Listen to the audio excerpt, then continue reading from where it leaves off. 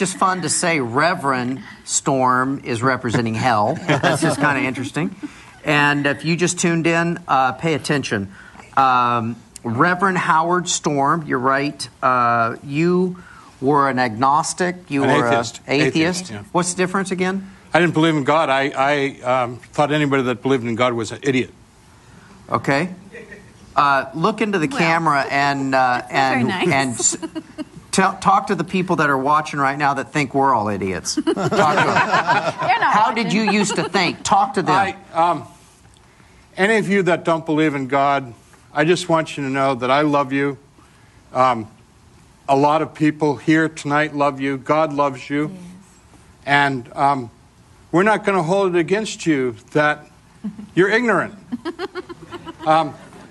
You don't know what you don't know. Yeah. And I was a college professor. I was an arrogant son of a gun, to put it mildly. Yeah.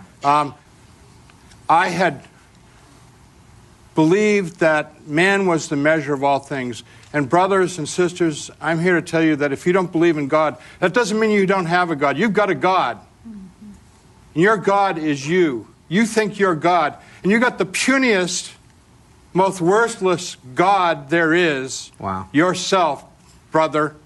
And it's about time you got straightened out. There is. Okay. There is a higher power. Go ahead. There's a higher power. Good. And that's what we're here to talk about tonight. Okay, let me clarify one thing. You're not mad at me, right? No? I'm one of the good guys. I'm saying that out of love. I am. Okay. I would go out and I'd give my life for my brothers and sisters if they could come to know how good God is. Okay. But you were just like them. The skeptic that is out there viewing. They've lost their mind completely. There is no afterlife. There is no out-of-body experiences. You were an educated college professor, and then what happened to University of California, Berkeley, my alma mater. Come on now. What happened to you? All of a sudden you saw what? At the age of 38 years old, I knew everything. I knew what was right. I knew what was true, and I had a medical emergency. I had perforation of the duodenum. I had a hole in my stomach. Yeah. And I was wondering what a duodenum was. Yeah. I thought you said do bottom. Anyways. And so to cut to the chase, I was looking at my body. People were calling me outside the room. And I went to them, and they said that I had to go with them. And the room was security because my wife was there and my body was there and my roommate was there. I was thinking, I kept saying to myself, this is crazy. I don't believe in this. It can't be happening. This doesn't happen. This can't be real, except that I knew that it was the realest thing I was experiencing. It's hyper-reality. I know it's hard to explain, but it was more real than this is real. And they were saying, come with us, hurry up, we know you. And they took me on a very long journey into an ever-increasing closeness and darkness. Wow. And then I'm getting, really scared. And finally I said, I'm not going with you any further. And with that, they turned on me, and we began to fight. Now, there were a lot of them, hundreds, thousands, I don't know. If they had wanted to annihilate me, it would have been over in a few minutes. But that is not their interest. What they want is torment. They want pain. Because they are so devoid of love, so devoid of hope, so devoid of good. There's nothing left in them except pain. Their pain, and they want to inflict that pain on others. And so I got to participate in their festival of pain. And I cannot talk about what they did because they are exquisite at debasing, tormenting, demeaning, and destroying you. And the physical pain does not begin to measure up to the psychological, emotional pain. Wow. Of tearing down every ounce of ego and pride and hope that you have. And when people talk about hell isn't like this or that. If you had 1,000 books of 1,000 pages describing hell, it would only touch the surface of all the exquisite torments of hell. You mentioned Dante earlier. That it's but a tiny glimpse of what hell is. You know, people say, well, in your experience, you were in darkness and torment and stuff like that. And I said, yeah, that's an aspect of hell. There's for every type of alienation from God, for every type of hatred of God, for every type of rejection of God, in whatever form that takes, there's a hell for that. Wow. And there are, I hate the expression, but kindred spirits, they're waiting for you, inviting you, taking you. Instead of the angels meeting people in a world of light and all that loveliness, there's people of darkness waiting for you to take you to be part of their world. How do you get more real than I'm here, I can feel, touch? People ask me, was it like a dream? And I said, no, this is the dream. Yes. Yeah. You know there's an unreal quality to a dream. Like sometimes when you're dreaming, you're going, this is a weird dream. I think I want to wake up now. Right. You know? Yes. I mean, you know that the dream is an illusion. Mm-hmm.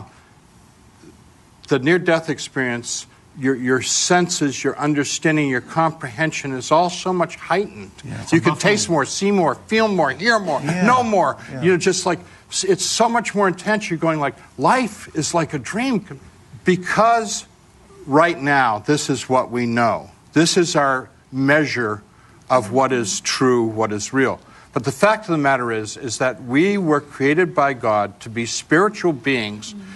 Our purpose is to be with God forever. That's what God created us for and what God wants. Okay. To live with God forever as spiritual beings. So God, in His infinite wisdom, has given us this experience of the physical world to prepare us to choose what we want to do for eternity. Wow. And it's our choice. You know, God is not in the punishment business. No. God is in the love business. Yes. People choose hell. Millions of people are going to hell because they refuse to love God. Amen. They reject God. Okay. And it's horrible. And that's why I'm here. That's why I came here tonight from the other side of the United States, to tell people to choose God. Okay. How did that change your life when you came back into your body? What was the everything? And I wept for days and weeks because I was like, okay, where am I going to begin rebuilding my life? I got to give up the booze, I got to give up the cigarettes, I got to give up the womanizing, I got to give up the lying, I got to give up the pursuit of power, I got to give up the need for fame. On and on and on and on, and control, and raging and stuff like all that stuff's got to go. Where do I begin? How do I love people? Everybody I met, I'm sick in the hospital, really, really sick. And everyone I met, I'm like, I love you. Jesus. And they're going like, back, go away. And then I started reading, and then when I got my eyesight back and started reading them, because I lost my eyesight, so when I got my eyesight and started reading the Bible, then I became a Bible-thumping zealot. And I lost everybody in the world, because I would thunder read the Bible at them. I figured if they wouldn't believe me, if I read the Bible loud enough and strong enough, and I had a pretty big voice as teacher, I could get it through them. Didn't work. Worked out real bad, turned everybody off. And it was at church, helping the teenagers in Sunday school and stuff like that, and participating in worship, and taking the kids on camping trips and stuff like that, where I started working in a soup kitchen, where I started to learn that it's like living it, not preaching it. What you used to be was someone that would have tuned into a program like this and said, okay, everyone in the audience, that's all, made up. These stories are made up. You're trying to get ratings. Is that how you would have perceived it, or would you have just said, everyone on that set and everyone in that studio are crazy? How would you have perceived this program? I know that there is an interest in God in everyone, even if they say they don't believe in God. Even with you? Yeah. Before the event? And there's a battle going on, raging on inside of them. But I want to say something that in response to this. Don't believe you, don't believe Don, don't believe me, don't believe TBN, don't believe the church. Go to the source. If you go to the source, if you say, Jesus, I need you. I've never believed in you, and I don't know if you're real, but Jesus, I need to know if you're real. Will you come into my life? If you do that, and if you mean it from your heart, and if you sit there and wait, and don't get all frustrated and get impatient and stuff like that, but just say, Jesus, Jesus, please come into my life. I've been a rotten person. And I don't know why you touch a piece of filth like me, but please, Jesus, come into my life, which is what I did. He will come. Yes. You know, it may not be...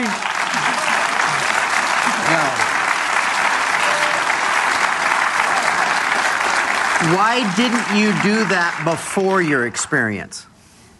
I didn't know.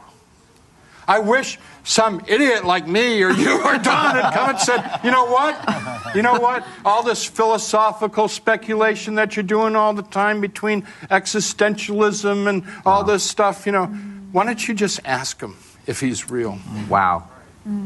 That's beautiful. That's beautiful. Yeah. Absolutely. So that's all it would have taken? Yeah, because I really believe that he would have done something. Yeah. You know, it doesn't not necessarily going to be struck by lightning or run over by a truck, or it may just be, as John Wesley said, a strange warming of the heart when you just know that you know that you know that you know. Wow. Wow. One of the little pieces of your story, you called on God in that kind of out-of-body experience? Yeah. You find that's a pretty fortunate situation. I mean, you got to... Well, I think I have to give credit to a woman whose name I don't know and whose face I can barely remember, who taught a snotty-nosed little kid in Sunday school, Jesus loves me, this I know. Wow. And that's what came to me in that horrible, hellish place of darkness and torment, was that memory. But more importantly, it came to me that when I was a little boy, I was convinced that that was true, that there was this really cool guy named Jesus who did love me. And I used to pray to him, and I used to believe in him. But as a teenager, you know, I just went astray. Wow. So I give her the credit. So that is really what came to you in this out-of-body experience. You were in a hospital, you flatlined, you died, and you left your body. Yeah. And boy, do I love to be part of Vacation Bible Schools. Because we get kids who have never heard of Jesus except as a cuss word. You know, and get to tell them about Jesus, and you see their little eyes light up. You know, wow, it's cool. You're the sweetest guy. Isn't he? It's just amazing. I mean, I'm glad I met you after the experience. Because... I mean, I'm talking to Jesus, he's telling me about heaven, and I was like, you know, that's a no-brainer. You want to go there. And he persuaded me that that wasn't going to happen, and I needed to come back and do a little... and get right. Yeah, get right. Don and I know we're going to heaven.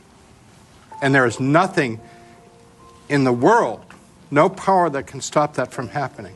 Not because Don and I are good people. We're not good people. Matter of fact, Don and I are here to tell you that we are sinners.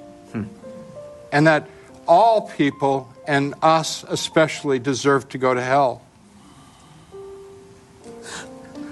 But we have put our hope, our faith, and trust in a man who was sent by God 2,000 years ago, who said, I will come and take you to where I am. I have prepared a place for you.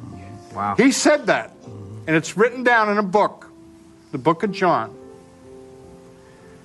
He will come because he loves us, and he knows our faults, and he knows we're not worthy, and he knows you're not worthy, and he will take you there. And he has paid the price of all the rotten stuff we've done. Wow. All the bad things he's done, it's covered because he's a just God. And he wants us to be with him because he loves us. We are his children. He made you. He made your mind. He made your hair. He made your face. He made your life. And he just wants you to trust him, and he will take care of you for all of eternity. Amen. Ask him to come into your heart. You don't have to experience anything big, but it'll grow, and you will know that nothing can keep you from heaven and from the arms of Jesus Christ.